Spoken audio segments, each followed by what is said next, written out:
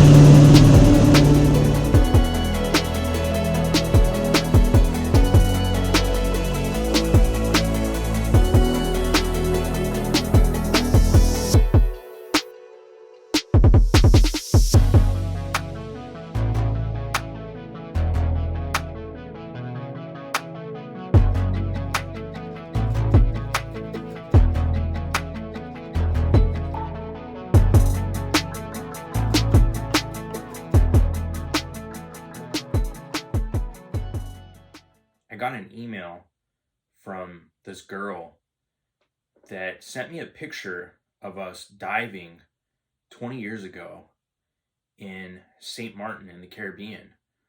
I lived out there for about a year and a half, and I would go to St. Martin almost weekly, almost every Friday to Sunday. And I had met a lot of locals on the island and hung out with them. And one of the things I really enjoyed doing was going over to the airport. There was a bar called the Sunset Beach Bar, and we would go and sit there and hang out and watch the airplanes land. And back then, YouTube wasn't around. I'm talking like 2001, 2002. I don't think YouTube was even really around or big back then. But we never, you couldn't really find videos of landings in St. Martin, but I had heard that that was a cool thing to do, and I was always into aviation. So, I'd go and hang out on this Sunset Beach Bar all the time and just watch these planes come in and land. And I just, with all the friends that I had met over there, we'd just do other fun stuff. And it was pretty interesting to get this email because this girl is now a pilot and she flies in and out of St. Martin. And we are leaving in a week to do a Caribbean trip with the Kodiak. I'm going to be flying from Southern California all the way to Miami, and then we're gonna do about 2 weeks out in the Caribbean, just landing in all these little runways. And one of the things that I told my buddy Matt that we really should do is go to St. Martin and land there, because that would almost be a dream to me. 20 years ago when I was sitting there watching those planes land, it was never even a thought in my mind that I would be flying out there with my own airplane, landing on that runway. So for me to do something like that is going to be really, really, really neat. I'm really excited to do it, and I look really forward to it. And I think I'm gonna link up with a couple of friends that I lost touch with, and fly around with them. So we're gonna take a camera crew with us and record a lot of this and make some content for you guys to watch. So stay tuned for that. But let's talk about why I'm doing this video. So I did my commercial check ride in the Kodiak on Sunday. Today's Friday, so it's been a few days, and I passed. And I am now a commercial rated pilot.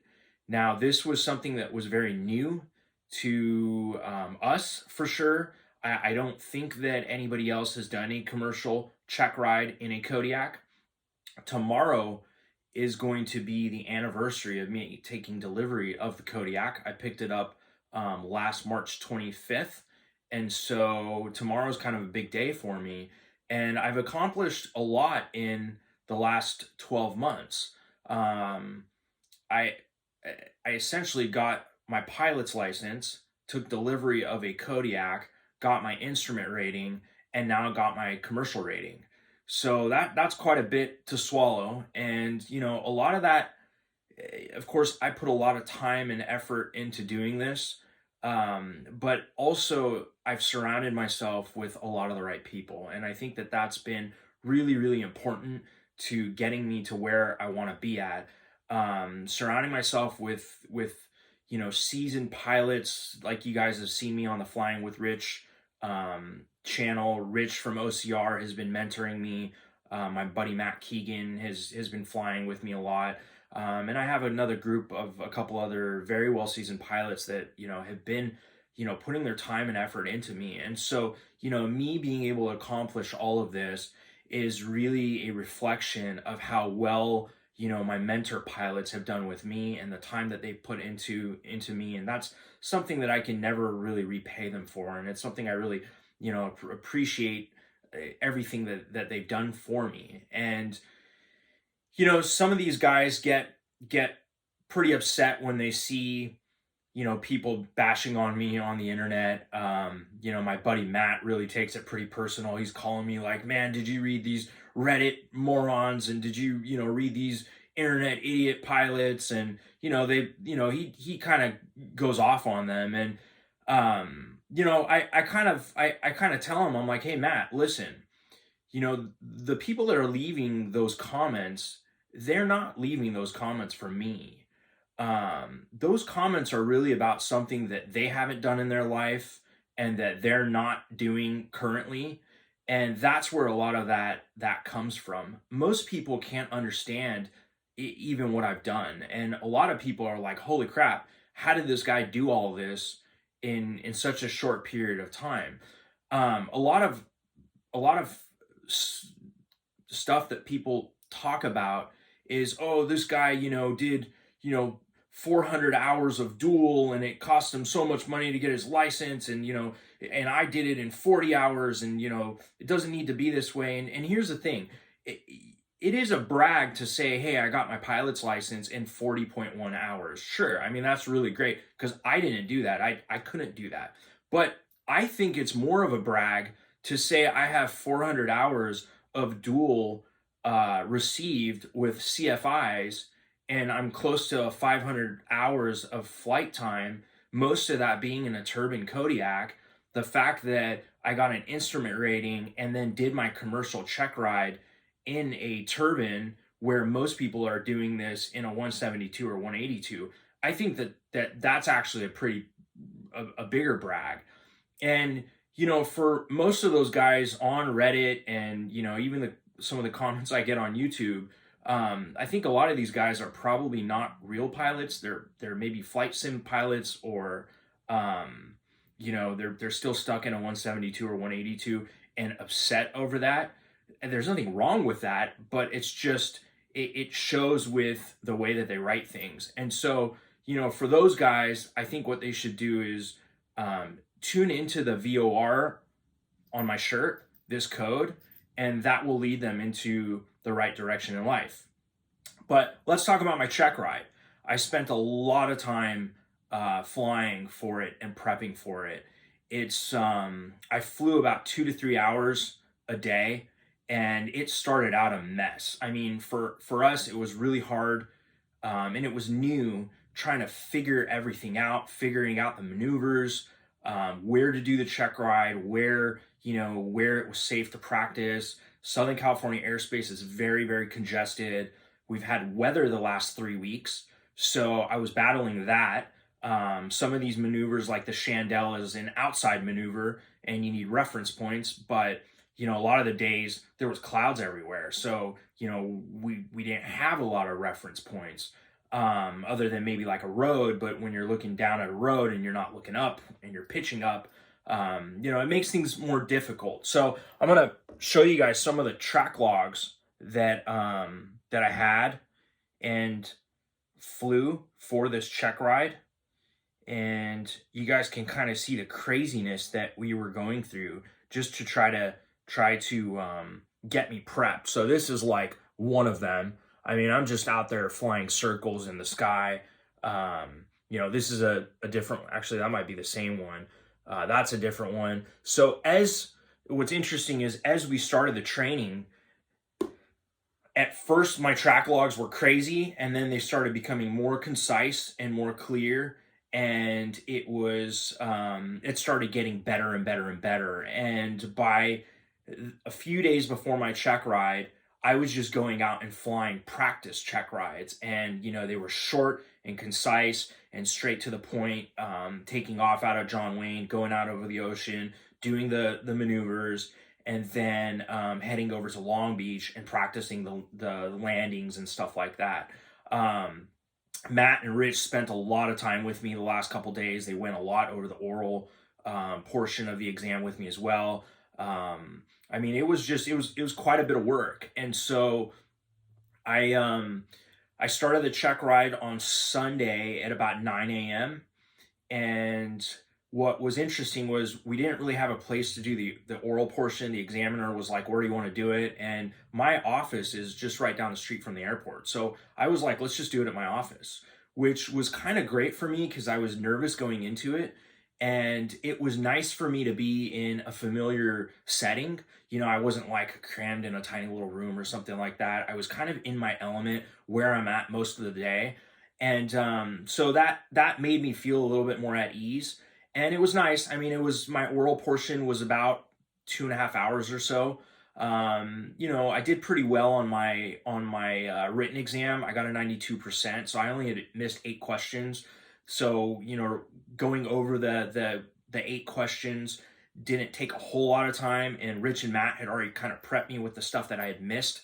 And it was kind of lame subjects. I mean, it was nothing major, but I mean, that had to be reviewed during the oral portion. So I did that, and then once we were done, we drove out and headed over to the plane, got the plane out, and as soon as I pulled the plane out, of course, it starts raining and the winds kick up like 15 to 20 knots. And now I'm thinking, man, how am I going to do these eights on pylons? And coming in for a power off 180 with the winds, and it just it kind of threw a curveball at me, but everything was fine. The check ride went great. I think I want to say in total it was probably about an hour and a half to 2 hours of flying. I did well. Nothing was really crazy or out of the ordinary. The instructor or the examiner kind of sat and didn't really say much, just add me. We briefed before what we were going to do and the order we were going to do everything in. So we got out and we just went through that order, and he was like, "Okay, show me slow flight, show me your stalls, show me, emergency descent, all the stuff he wanted to test me on." So, it was a good check ride. I felt really comfortable with the plane. And a lot of people have asked me, "Well, man, like, why are you doing this? Why are you spending so much time doing this?" Because my time is limited, and the time that I've spent, for example, prepping for this check ride is time that I've taken away from seeing my kids.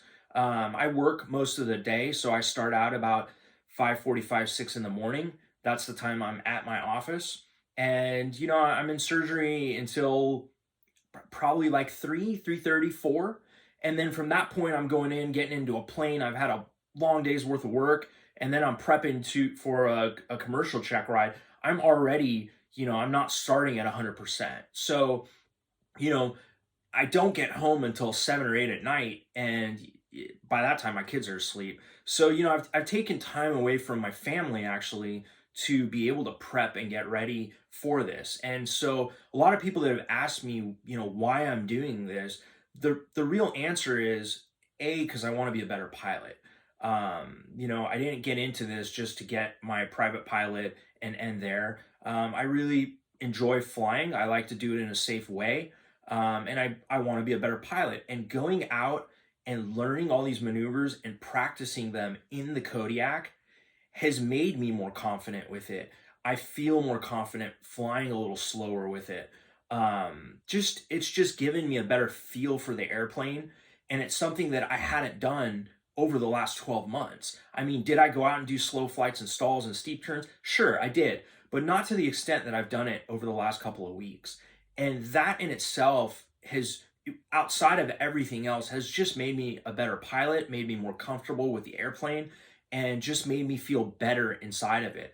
The second part to this is I put my family in the airplane. Now, when my family's in the airplane, I don't fly alone. I have, another experienced pilot sitting next to me. But with that being said, the better of a pilot that I am, and the more knowledge and the more time and the more hours that I have, um, the safer of a situation it is, especially with my family in the airplane. So that's kind of one of the big driving factors as to why I did all this. And then the question is, well, what's next? Now I have my commercial. We have a couple things going on. Number one is I'm going to start my multi-engine training. As soon as we get back from the Caribbean, I'm going to do that with Rich at OCR. They have a whole program with a Diamond Star that they're going to run me through. Once I do that, I'm going to move on to get my type rating for Citation Jets, and I have I will be doing some videos of us flying around in the jet and my experience with that. So my goal is really to get up to flying one of the smaller Citation Jet platforms and being comfortable and safe in one of those. So that's kind of where my trajectory is going. The other super fun thing that we're going to do is a float rating on a Kodiak with Parkwater. Now I've done a video on Parkwater before. They are the factory authorized training program for Kodiak. They have a Kodiak on floats.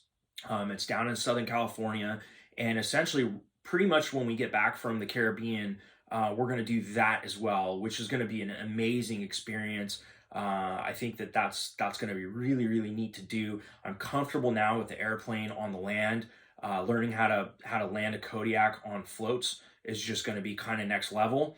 And the discussion has kind of been that maybe if things work out right, we may look into getting a Kodiak on float. So that's kind of one of the things we've been talking about as well. So that's kind of the next steps for me. I'm super excited. I've come a long way. It's I'm happy to be doing this video. Tomorrow is essentially a year from one of the best days of my life. The day I took delivery of my Kodiak was just something that I'm never gonna forget.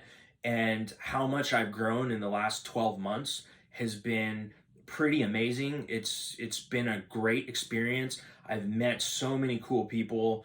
I've learned so much. I've become such a better pilot and grown into this airplane.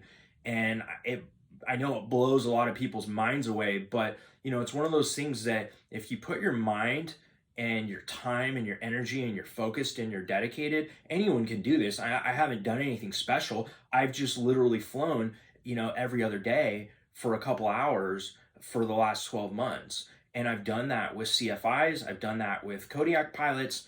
And I've surrounded myself with, very, very competent people in aviation.